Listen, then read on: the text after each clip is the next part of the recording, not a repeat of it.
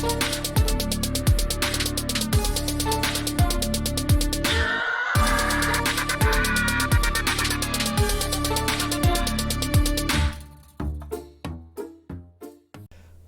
up, guys? Rob from Legit Brownies Gaming here, bringing you another Player Profiles episode, and this time I am here with Waldo. So, Waldo, why don't you go ahead and give yourself a little introduction, tell the people who you are, and we'll get into this thing.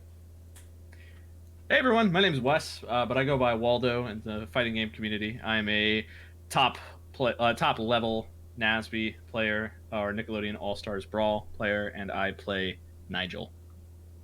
The man with the snap. So, why don't you give a little bit of a background on your gaming history? You know, what other games or communities you've been in? You know, did you ever play any other games competitively or anything like that? Yeah, what's your gaming background history here? My gaming background history, as far as competitive goes, actually doesn't go back too far. I played Smite, which is a MOBA. It's very akin to like League of Legends and Dota for a very long time, for damn near a decade. Wow. And I was decent at it, but I never got like super competitive into it. I never got on a team or anything, but it was a game that I did play like ranked and stuff like that. When it came to fighting games, though, the first fighting game I got serious about was Ultimate. Beforehand, I had played Melee. But, you know, I played Melee, I played Brawl, I played a lot of fighting games very, very casually. But it wasn't until I was about, this is going to sound weird, like 16, 17 that I found out there was a competitive scene for Smash. A friend of mine, he invited me over to his house. He's having just like a graduation party, a get-together. And there was a little Smash tournament that he had. And then after the tournament concluded, someone's like, hey, put on Evo. Evo's on right now. I'm like, what the hell is Evo? Puts it on, and then Smash is playing, so that was my exposure to competitive Smash. And eventually I started playing Melee, and I played Fox in that game. And I got decent at it after practicing, but Melee is a really hard community to get into, especially at that time. You know, I didn't have a car, I didn't have any money, and there wasn't a lot of tournaments going on around the area that I lived. So when Ultimate came out, everything had changed. You know, I had a car, I had money, and I was like, all right, cool, I'm gonna get serious about this. And I played Wario in that game, and I did decent. I was solid at the game when I was playing, but I was never really like a top contender. Like I was never PR or anything like that. But I definitely, that was a good stepping stone for me to kind of get more into competitive fighting games, understand neutral a lot more, understand how my character works and what its strengths and weaknesses are. But I got way more into TOing and commentating for the scene, which I still do. And after Ultimate, I eventually got tired of it because of playing it anyway. Because just every update that came out afterwards, I was like, all right, this game is getting less enjoyable for me. So, and that was around the time that Nickelodeon All Stars was announced, and I said, great, I'm gonna play that when it comes out. So, and that was all about 3 years ago that I got into the Smash scene. So I've been in the Smash scene going on 3 years.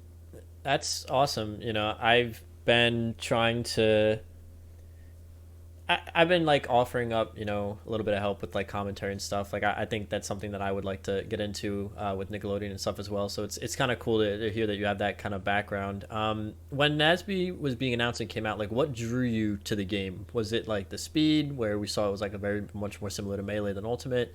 Was it kind of the characters, the IPs? Like what drew you into Nickelodeon All Stars Brawl? It was a bit of both for me. So I grew up with Nickelodeon with like Wild Thornberrys, Danny Phantom, SpongeBob, all of that. Yeah, I think a lot of people who play the game or who are my age grew up with Nickelodeon. Our age, I would say, Yeah. grew up with Nickelodeon and a lot of those IPs.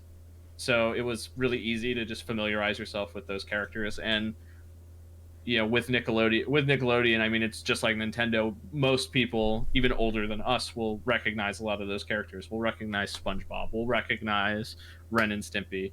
You know, whoever may have you. And the gameplay too.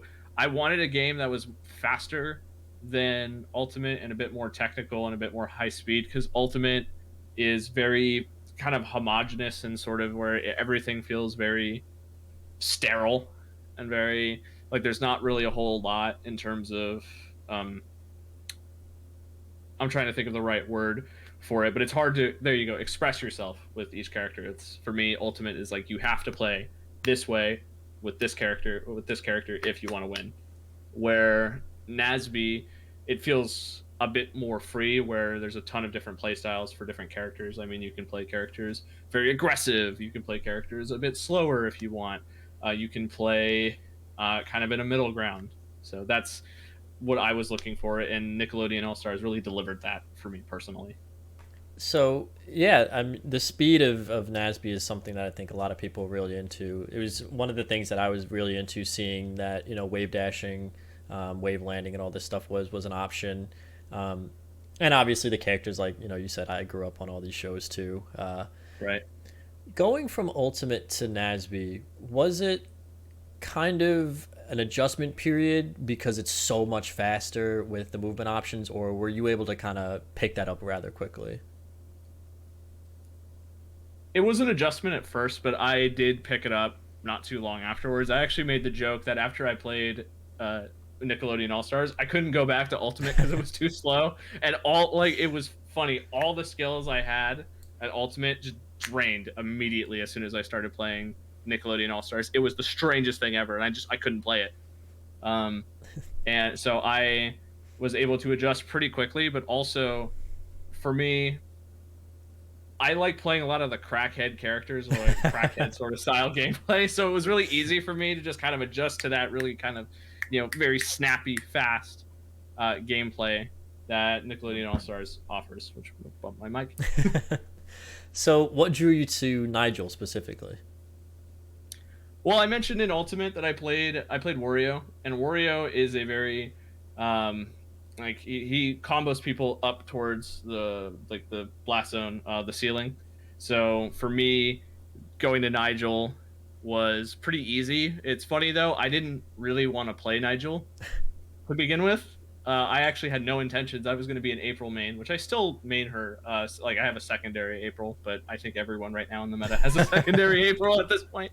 But Nigel, especially after they showed his reveal, like it was horrible. It was terrible. Like they showed him, and I'm like, great. He's one of the worst characters in this game. Because if I don't know if you saw it, but when they first showed off gameplay for the game, like real gameplay, it was Nigel versus April. Yeah. And whoever was playing Nigel, Not they good. were horrible at it. Because I saw his recovery, and I thought to myself, like, he's going to be the worst character in the game. Like, there's no way he can be good with that kind of a recovery or this move set. It just doesn't make any sense. So I was like, hell with it. But then the game came out, and I was playing April, and I was like, this is fun. She's good. I feel like I could be doing better. So I started tinkering around, and then out of kind of like a screw it mentality, I picked up Nigel, and I started learning him pretty quickly, and finding like, oh, this character is actually like good. Like he has some good things, especially with his down air. It was actually Plup who, when the game first came out, inspired me to pick the character up, because I saw what he was doing with the character, and I was like, wow, he makes this character actually look like I have like a decent recovery, really good options, but I think I can do better than him. So I picked up the character, and I found it was really similar to Wario and Jigglypuff, not just outside of the snap, but just out of like how they feel, their air speeds. So I decided just to stick with Nigel, and I still am, even as the meta progresses onwards. Yeah, so I was gonna ask, early on in the game, Nigel probably would have been considered on the lower end of the tier list. He got some help when they gave his recovery a little bit more of a buff, and then they added the ability to jump out of his recovery after a hit. Just kind of speak to the development of Nigel, and then at the end of it, where do you think he fits in the meta now in terms of like a tier placement? With Nigel, early on, I mean, definitely he was considered pretty low tier. Like first impressions were terrible for the character, like just absolutely just horrible. And for a while, I mean, with the development of at least my play style, I was going for these up air combos, and I was doing the heavy up air, so you'll just go for his heavy up air, but it wasn't working a lot of the time. Like people were able to get out of it. I'm like, I feel like I need to be doing something differently here. I can get more damage off of this because right now it's like the damage I get is good, but I'm not getting any like, aha, like, there's the kill. And then I decided one day, I was like, what if I just tried snapping people like in the air, like just following them? Because I mean, they're in hit stun for long enough. I think I can do it. So I started incorporating that into my play, and that's where kind of it clicked, or the snap. The snap, yeah. And yeah, it clicked. I was like, there it is. Okay. And especially during that patch of the game where the DI was only 10, so you got hit by his up air, you were not getting out of it. And that was just not a possible like punish to drop at that point. So I decided to start incorporating that, and I actually made a name for myself quite early on with it. A lot of people, like, it was pretty much me and Slice, kind of the top two, still the top two, that kind of go back and forth, that are still able to land those combos very consistently, in regards to Nigel. So we developed it early on. As far as the meta right now, I still think Nigel is very good, and I think he's a really solid character. He does have some pretty big flaws currently, where Snap right now, what they did is in one of the patches, they changed Snap, so it's a much smaller hitbox, but it has more knockback and does more damage. I personally think they need to revert that change and give it the old hitbox back, because it makes Snap really inconsistent to go for. Like, there will be times where if you ever interview like Blackamar, or if you ever interview some of the other players who I've played against, they'll tell you that I will snap them, they'll be on top of it, and it will just go right through them. So like, that can be pretty frustrating. But for me, I've gone on about that loudly. My mentality though is like, okay, I need to start looking for something different and get out of that. So I if I'm not confident I'll get the snap, I'll go for like a down air and then an up air, and that'll extend the combo even more. And sometimes I just get a kill off of that. And that's generally the safer play to rack up damage, so you don't get hyper punished. So I was taking a look at your Smash GG, and I noticed that you had some pretty good tournament placements and results. I'm trying to pull it up here. I know that you recently won one of the PX Nicks, I believe. Yeah. PX Nicks West, I think it was. Mm-hmm. And you have several other. If I can pull it up here, just super prepared interviewer here. Yeah, no worries, man. Several other really solid tournament placements, including second at Fighting Game Works. Top 3 at Port Priority. You have notable player wins over people by the names of Tafar, Andruvi, Traco, Mario Stair, Tonto, Unicorn Pro Gamer. Some of the biggest names in the community. How does Waldo prepare for going into a tournament? Is there any kind of practice? We'll start with like the physical preparation in terms of players, then we'll get into the mental side of things. But so how does Waldo like physically prepare for a big tournament? Physically, I prepare for, like, I think it's very similar to how you prepare for, if you were to go play baseball or something, or if you ever played Little League, or if you ever did something like that. Eat before you play, because if you're on an empty stomach, you're probably not going to play as well as you should. That way you have food, you have energy. Keep a bottle of water with you at all times. That's important, where in tournaments I haven't brought like water with me, and it's been a struggle when you're not hydrated to play. Yeah, I can imagine. So there's that. What I'll do is about hour and a half to 2 hours before a tournament, I'll try to just start playing some games, getting the feel for it, kind of get myself warmed up. And then usually about 15 to 30 minutes before the tournament starts, I'll take some time for myself. There's one thing I do, which is a breathing exercise, where it's, in the military, they'll teach you, like, you breathe in, you count to 4, you exhale, you count to 4. And that just kind of fills you up with air, so you don't get as nervous, and you just are able to walk in, you're able to remain calm. If anyone's played Wolfenstein, that probably will sound familiar. But that's what I do in order to physically prepare, and it does help quite a bit. Obviously, there are points where you'll still do all that, and you won't be able to perform maybe to the degree that you want, but at least you're taking the necessary steps to make sure that you're at least staying healthy while playing. Do you ever look at a bracket ahead of time and see, okay, Tafar's playing in this bracket. All right, maybe I need to grind the PTM matchup, or oh, Andruvi's playing. Let me grind some Lucy matchups. Do you ever kind of do any like pre-scouting, so to speak? To a degree, yeah.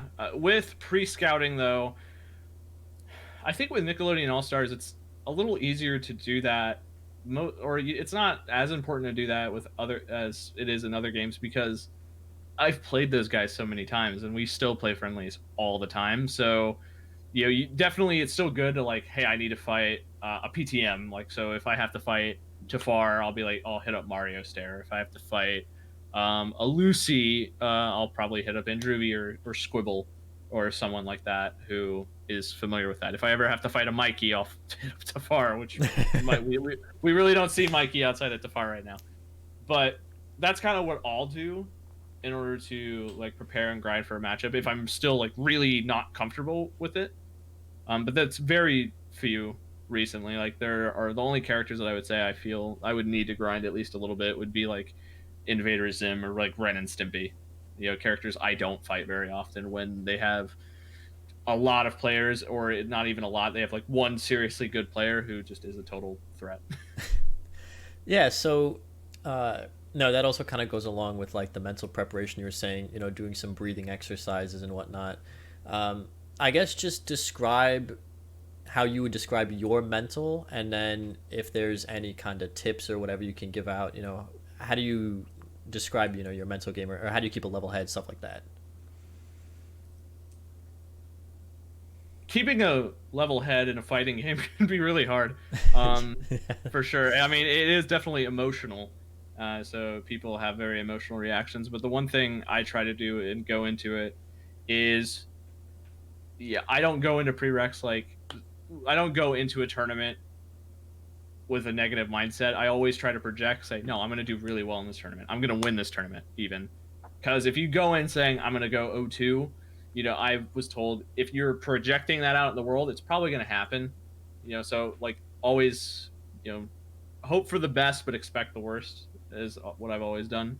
So I go in, like, expecting, like, hey, I'll go in. If I don't do well, it is what it is, but I am wanting to win this tournament. And I'm going to make sure that I'm going to do everything I can to make sure that happens. The other thing, too, that I do is I never go into a match expecting it to be free. I don't ever go in underestimating somebody, just saying, like, yeah, this is going to be a free match. Like, it doesn't matter who they are, if I know them or not, because you just really never know, especially with Nickelodeon All-Stars, where there have been so many players like Mizu or Pug specifically, who at first, they definitely were still getting used to the game and learning, but now they're really, really friggin' strong. Yeah. So some people fight a person once, they say, oh yeah, they suck forever. But then next time they come around and you're like, oh, okay. So, and that happened to me definitely when I was starting to play Ultimate and stuff like that, which you never want to have that mentality ever. And then the last thing too is if I do lose a tournament, or this is just a tip, if you do end up losing, don't beat yourself up over it. You can either feel bad about it and just kind of wallow in your self-pity, or you can get to work. For me, I just look at, okay, what do I need to do differently in order to win? Like, what did I do wrong, and what did they do right, and what do I need to improve on? And that's helped me quite a bit. Obviously, there are characters that still are really frustrating to fight, regardless. But it's always just a matter of having to sit down and learn the matchup and not let your emotions get the better of you.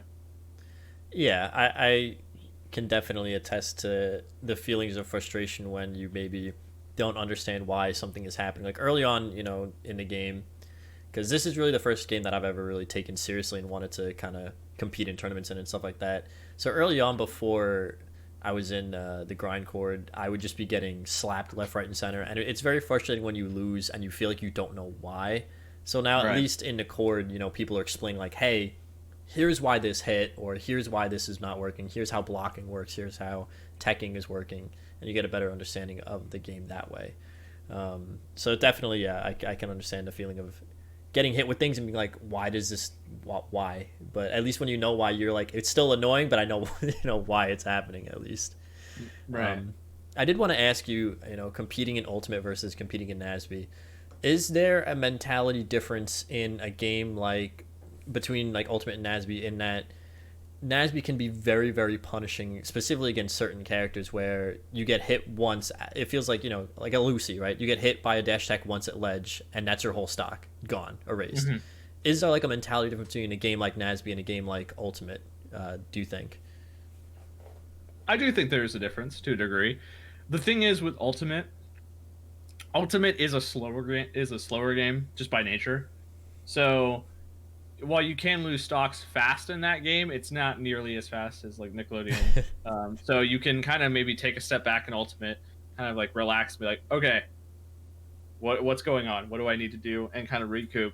Where in Nickelodeon, that can be really hard when how fast some of these games end. I mean, I've had sets that have been over within 5 minutes. I've had games that have been over within 45 seconds, because just of how the game is structured and how fast stocks are able to get deleted. I mean, you said it yourself with Lucy. Characters like PTM, they get one grab. If you're at 50, you're just dead Yeah. off of it. So, it can be really hard. And then, especially, too, I think the other thing is with Ultimate, a lot of because it's a much bigger scene, let's be honest here, it is a lot of different players. So often, depending on what tournaments you go to, you're not fighting the same people over and over and over and over and over again. However, with Nickelodeon, you're generally fighting those same people. So when you hit a wall and you're losing to the same person, it can get frustrating, like mentally tiring, figuring out, okay, why am I losing against this one person? And often, when you're fighting that person again and again in the same tournaments, because you enter, the same tournaments, and everyone in that chord enters tournaments, it can be pretty frustrating to figure out what you need to do. But granted, in the grinder chord, everyone's like willing to just talk to you and be like, hey, this is what you're doing. Here's what you probably need to improve on, in the matchup, which I've done for other people fighting Nigel, and other people have done for me in matches I'm not familiar with. So, you brought up a good point with the mental block against a person rather than against maybe a specific character. As a top player, how do you overcome a mental block versus a person as opposed to a character? Because a character you can kind of learn their frame data, stuff like that, their tendencies, and I suppose the same can be said for a person to learn their tendencies. But it feels like a little bit of a different ball game. So how do you overcome a block against a player when you see their name and you're like, all right, I've lost to this person like 4 or 5 times in a row. How do I get over this? Okay, so sorry, I was laughing because I thought of a specific story in regards to Yeah, this yeah. question. But for me, you just have to go in and just take what you learned and put it to practice. The other thing is I sometimes quote like the Far Cry 3 quote, like, did I ever tell you the definition of insanity? So it's easy to kind of get into that thing where you're doing the same thing over and over and over, and you're not adapting, you're not trying to change the way you play. Um, there were two sets in specific. There was one against Andruvi where we went to game 5, and 2 games in a row he wiped me, just completely. And I was thinking, and it was game 5, and I was like, I need to change something up. So I decided what I did is I just started down airing him, constantly, because I'm like, okay, he's gonna have a hard time teleporting, figuring out where I am if I'm just in the air and I'm throwing out a hitbox. And it ended up working, and I ended up winning barely, but I won. Then the other time, though, too, how I overcame a block was when I fought Troco, and at that point, I was super angry because I'd lost to Danny twice, just barely. So Troco and Calvin, and I do feel a bit of remorse because when I fought Troco, I went in just like, I'm about to screw this Danny up. I am so fed up with losing to Danny. And I ended up beating him 3-0, but the entire time I took a stock, I would teabag him every single time. And that was just me getting out my aggression just towards Danny, not towards Troco, because I think Troco is a fantastic Danny player, easily one of the best. But I was just like, screw Danny Phantom. Yeah, yeah. I'm not trying to fight this Danny anymore. I'm not losing today. And I ended up beating him again, though. Like game 3, it was really, really close. Troco adapted really well, but you just go in, you have to have like the boss mentality of like, I'm about to screw this dude up. And then, if you end up getting screwed up yourself, it's like, okay, let's try something different. let's change up the game plan. You got to adapt to overcome. If you keep trying to um, take a like screw out with a hammer, you're probably not going to get too far. you know, you got to use different tools. So, you spoke about a couple of big moments that you've had, overcoming some mental blocks. What's been your favorite moment in competing at high level NASB so far since the game's come out? My favorite moment, that's a good question. I would say my favorite moment is just kind of proving to myself and to others where, when I was in Ultimate, and it can be weird when you're in another game and let's say you're good, you're decent, but you're not making like a whole lot of waves. It can kind of have an effect like, oh damn, am I really like good at any competitive game whatsoever? Um and you go to another game and you're like, oh, okay, no, I am. It's just maybe that game just I wasn't the best in. And so NASB, it's been great to be considered just a top level player from playing. And I think the moment that kind of cemented that for me was when at Port, when I fought Tafar, and I heard about Tafar up to that point that he was like one of the best PTMs. But there, I kind of walked into it, and I knew Tafar was good, but I kind of walked in and like, PTM sucks. PTM's a bad character. I'm not gonna lose to a PTM. And everyone there, I was like, yeah, but PTM sucks. And then Max Ketchum was there, and he was just laughing. I'm like, what's funny? He's like, just play Tafar. You'll find out. And then Tafar grabbed me at 0 and then drop shined me, and then I died. But even still, it was like we went and we ended up going to game 3 and I ended up winning, which was good for me because I'm like, holy shit, I just beat the top seeded player here. Excuse my language. You're good. You're good. I was like, I just beat the top seeded player here. Holy crap. That kind of cemented me where I'm like, I'm actually good at this game. Like, I'm actually legitimately decent. And then even still, because that was played on the day 1 crappy 10 DI patch, I was still able to transition over into the new patch and still prove like, hey, that wasn't just a fluke. Like I'm still good at the game. But that's just great, just being able to acknowledge like, yeah, I'm good at games. It was just good being able to be like, yeah, I can be a top contender in other games, even though I'm not necessarily a top 1 contender in this one. Yeah, that's pretty cool. I mean, I imagine that, like you said, having heard about this kind of guy, it's like when you hear somebody and you know that they're big in the community and you can go out and beat them, it's like, oh, I'm on this level. I can imagine it being a really, really great feeling. Yeah. So what is your best tips for new players to improve in this game? Do you think that just playing the game, obviously, quick play, training mode? How do you feel is the best way to improve in Nickelodeon?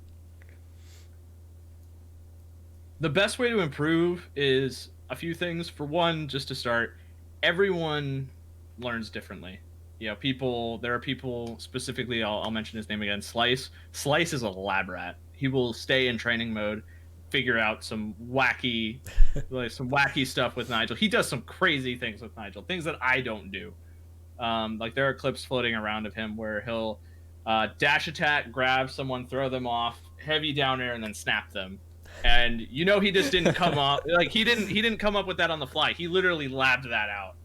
So he is very talented in that. Where for me, I learned very much in the moment. I kind of try things while I'm fighting people and see if they work and if it's consistent.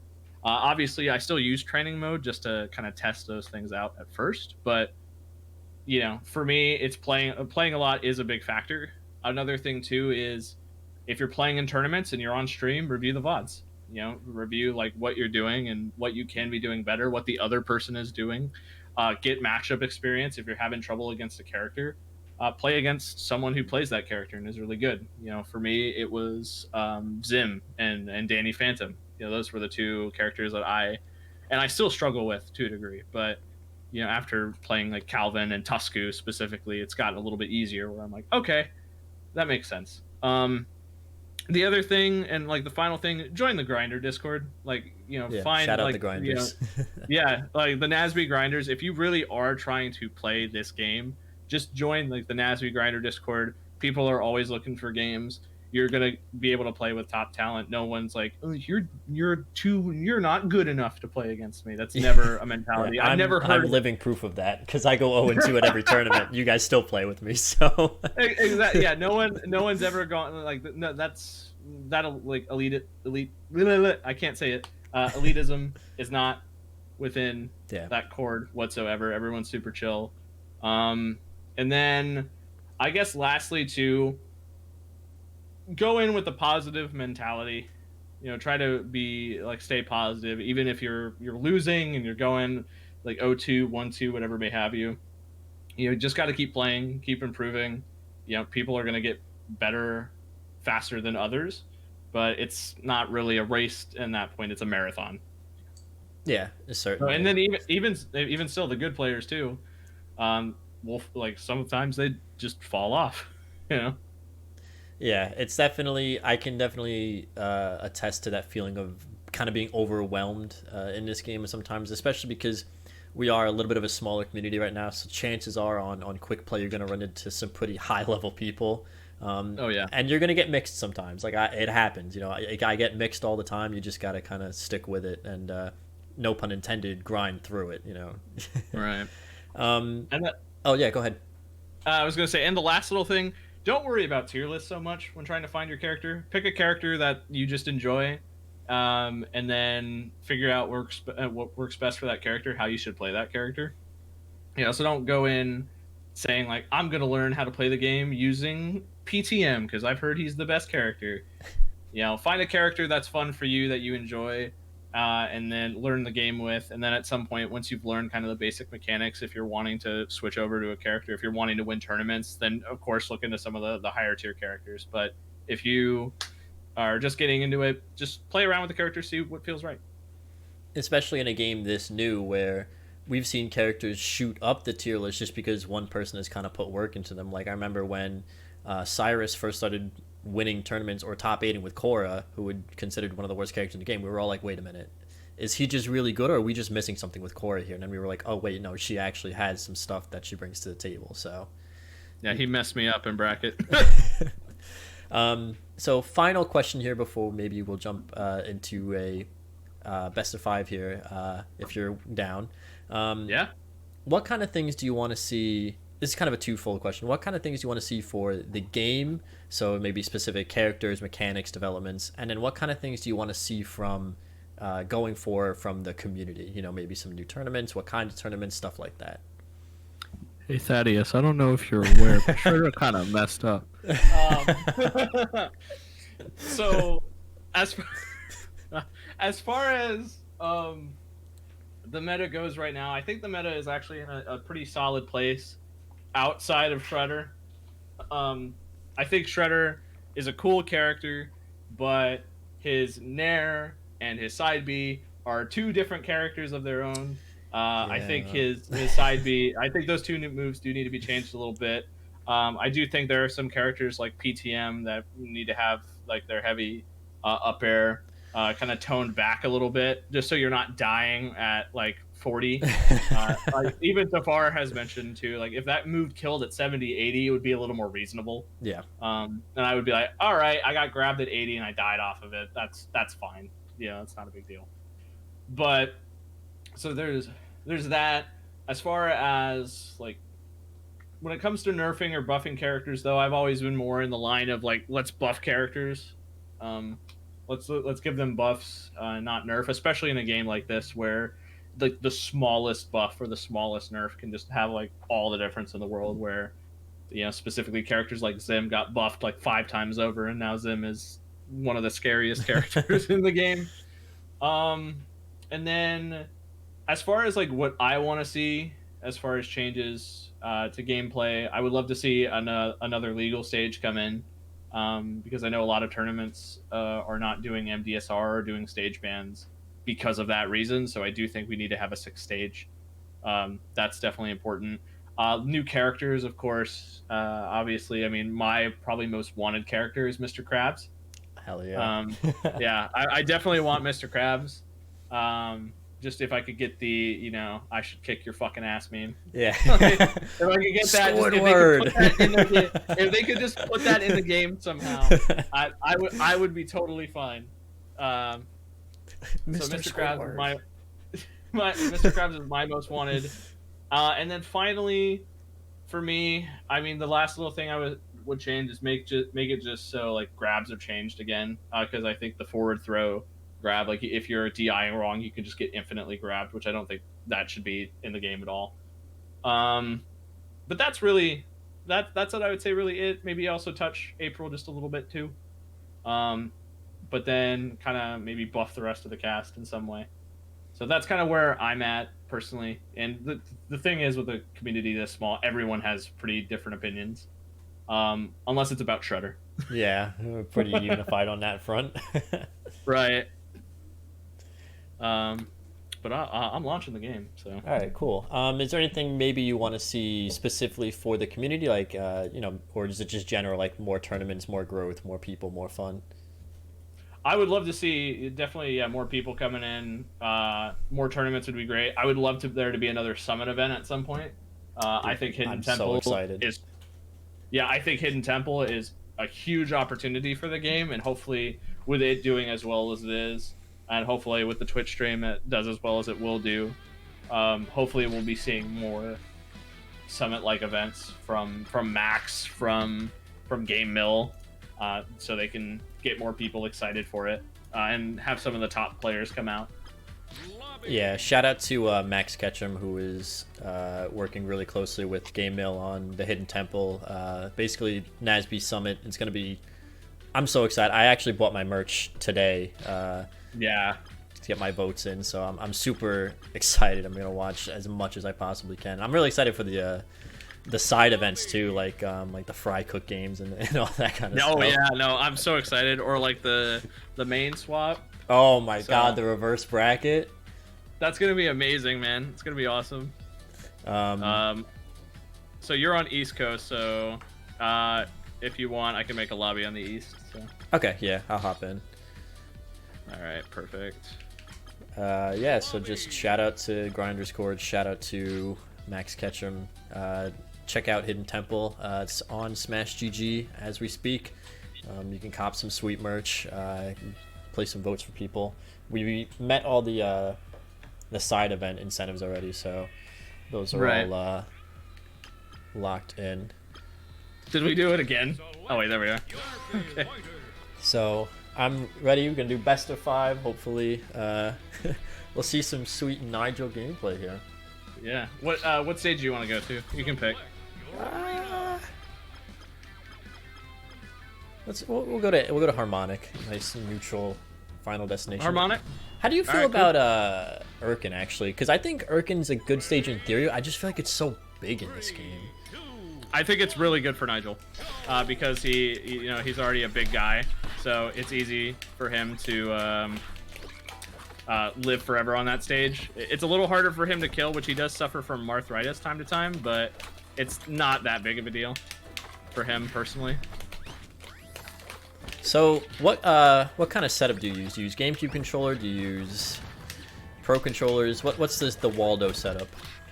The Waldo setup is a GameCube controller for me. And the cool thing about this game is that anything works. And then there's my Boomer DI coming into play right there. Do you have any like specific control setups you got going on, or just kind of some generic like default controls? I use my triggers for my jump buttons and my dash button. You use trigger to jump? Yes. Interesting. Is that something you carried over from Ultimate, or is that something you picked up for this game? That's something I picked up from this game. Oh, I didn't kill. Oh, there we go. That's something I picked up for this game because it's easier for me to just wave dash like that. I've tried wave dashing in Melee, and that was always something I struggled with.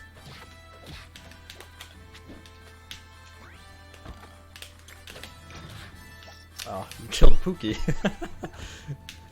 Yeah, dude, Pookie, that move needs some loving. It needs some big loving. Oh yeah, Pookie.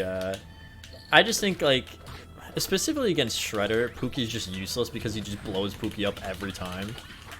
Oh man, I was in hit stun for 17 years with that move. Oh my god. It's gonna be interesting when Nigel gets his hit stun because he doesn't have it yet, I don't think, right? Or at least he doesn't have scaling hit stun, right? That is correct. He does not have scaling hit stun. So it'll be interesting to see when he gets it.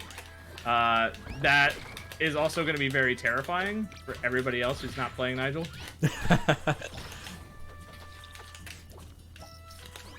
Oh, I didn't even know I got Pookie there.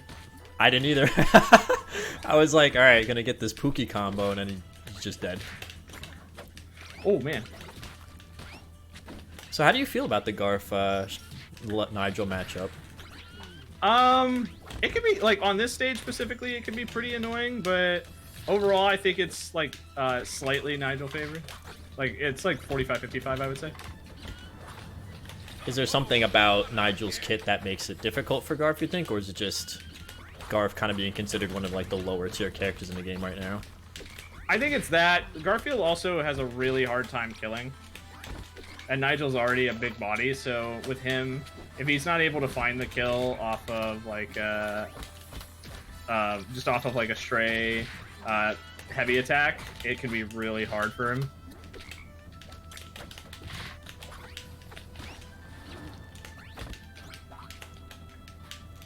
It's funny though. I did play Garfield for a bit, and I did considering secondarying him, but he was just not so good. Oh man, that hit me from behind. Yeah, that hitbox is kind of weird sometimes.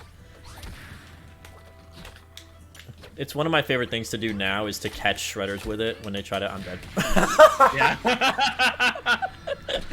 Oh no. What stage do you want to go to, or do you want to stay on that stage? I guess I pick first, so why don't you pick? We'll go to whatever stage you feel. All right. Who's D&D Overkill? That is not you.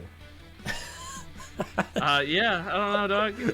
I'm gonna go back out of that lobby real quick and join you. I don't know who D&D Overkill is. Yeah, there we go. I'm in. Hurry. There we go. All right, so where are we dropping? You talked about it. Let's go to Urkin. Yeah, man, Urkin. I remember a lot of early Leos really liked Urkin for the platform, but I feel like it just feels so much bigger than Battlefield does in any Smash game. Oh, yeah, it feels bigger. I don't know if it is. It's actually the stage itself. I know is pretty small. Now you said, is this a good stage for Nigel? You think? Oh my God! For that reason alone, right there. The platforms help like, you extend that combo, right? Oh my God. Yeah. Oh man, I missed the snap. I don't think he would have been dead off that though. And then Pookie, like Pookie right there is so good because it helps get out of disadvantage. It's just such a slow move. It just needs to be a little bit faster. Oh. I can see why Nigel's enjoyed this stage. I tried for a long time to get good at this stage because I was like, at some point there's gonna be somebody that's just, oh my God. I was like, at some point I need to learn the stage because I can't just have one stage where oh my God. Yeah, just learn the stage. Now for a while there, that was actually pretty nice. For a while there, I used to think this was Nigel's worst stage. I hated it because I hated the platforms and I hated how you couldn't just fall through the platforms and you had to jump through. It was my least favorite stage ever. Like, I just complained so much about that. It was a good read. Oh, thank you. Yeah, I feel like platforms in this game kind of operate on almost like the way that platforms operate in Ultimate, where people kind of tend to avoid them more than use them, except for, you know, combo-based characters like Nigel and Aang, Sponge. Obviously, really like platforms, so. Right. Ooh, the flick. Right. I gotta say, getting flicked when you hit the flick is so satisfying. Like, getting flicked hurts, but when you hit it, you're just like, and they're just gone. It's just so nice. You're just like, there you go, we got it. What final stage do you want to go to? We'll go to the Garf stage. Where did the name Waldo come from? Give me a little bit of background on the name Waldo. Yeah, so I didn't actually give that name to myself, funny enough. I worked at Target for a while, for about a year or so. And while I worked there, pretty much you can wear whatever you want, but your like shirt or whatever has to be red. So you can wear like a red button-up, a red flannel. You could wear anything pretty much, as long as it's red. So I would wear my red flannel, and then I would wear this red beanie that I'm wearing right now. And eventually people just started calling me Waldo. They're like, "Hey, dog," or like, "Hey, Waldo." I'm like, "What's up?" And it just kind of became a meme. And it actually got to a point too where customers were asking like, "Hey, can we take your picture? You look so much like Waldo." Like this one old guy I remember was just like talking to my girlfriend who worked there at the time, and was like, "He just looks so much like Waldo." And she's like, "You can go tell him." And I walked up to him and I'm like, "Hey, man." He's like, "Yeah, dude, you look exactly like Waldo. Can I get your picture?" I'm like, "Sure." That was a good follow-up. Oh my god, I'm getting comboed. That's actually incredible. I love that. That's probably one of the best name origin stories I've ever heard for a gamer tag. And I just kind of, when I came in to the scene, I was thinking like, okay, what do I want to like name myself? Like, I'm like, all right, why not Waldo? That's still kind of namey, and you know that still works. Because the tag that I used for other games was not like, I wouldn't want to use it for this game or like the fighting game community in general. So I just picked Waldo and it worked. I didn't kill him. Oh my god, that almost killed because of my really bad DI. So yeah, well, what's up? You know, and then you know someone came and bought a Waldo book in the line, and I was like, "Hey, you're buying my book? That's cool." You're buying my book. Yeah, and then they were like, "Oh my god, I gotta get a picture with you. My kids will love it." So, IRL Waldo, baby. So besides gaming, what kind of things are you into? I'm really into music. That's kind of my second biggest passion outside of like NASB and stuff like that. So I mean, behind me, that's a copy of Miles Davis On the Corner. So it's like a jazz funk, jazz fusion album. So I listen to all types of music. So like Miles Davis is what I've been listening to a lot of. Some of my favorite bands are like Radiohead. Some other, Radiohead. Let's see, LCD Sound System. I really do enjoy hip hop too, like MF Doom and Kendrick Lamar. I noticed you were listening to Sly and the Family Stone earlier. I was listening to Sly and the Family Stone earlier. There's a riot going on, dude. That's a really good record. Really good album. Parliament Funkadelic as well. Listen to them too. Some new releases that have come out. Black Country New Road, Ants from Up There. Super good, like post-rock, post-punk album. Beach House just dropped their newest album, which is like dream pop. Really good dream pop. And then some post-hardcore bands like Unwound. Leaves Turn Within You. If you need some post-hardcore, check that out. Converge. And then this isn't a band I particularly like, but they are insane. Pupil Slicer, which that name is so uncomfortable. But it is like some of the most insane like mathcore, metalcore you'll ever hear. It was insane. But yeah, those are just kind of like off the top of my head. I listen to so much more. Like I have, you can't really see it, but that shelf is full entirely. I need to get another one. That's it's too cool. That's pretty dope. I mean, yeah, when I have a friend who's really, really into music too, so you know, it's one of his bigger passions in life. So, I mean, hey man, right. Music makes everything better. You know, it really does, man. Like music really has helped me a lot, and I make music too. Like I play music as well, so I've been listening to music all my life. I've been making music or I've been at least performing music for a long time. So obviously, right now, money is kind of it's hard, or it's not hard, but when you want to make music, a lot of it is expensive. So so I have had to put a little bit on hold, but I'm still digesting music everywhere I go. So, GG's, first of all, obviously. You good games, man. Really good well. games. Any last-minute shout-outs or anything anybody you want to shout out? And then at the end, I'll put any links you want to send me in the description where the people can find you. Anything you want, if you have any links to any music you want to share, whatever. So any final words, any final thoughts, any final shout-outs, and where can the people follow you and follow some Nigel gameplay? Yeah, so final thought. Please fix Shredder. Please. Remove Zim. Don't actually remove Zim. Just fix Shredder, and we'll call it good. If you want to find me, you can find me on Twitter. My @ is ShinyHappyWes. So you can just find me there. I don't really stream at all or like make a whole lot of videos, but it is something that I have considered, and if there is a demand for it, I will definitely do it at some point in the future. But so you can find me in those two places. And then also I'm in the NASB the Grinders Discord. So if you want to hit me up, if you ever need to play some games, just feel free to shoot me a message. I'll usually be down most of the time as long as I'm not like working or doing anything.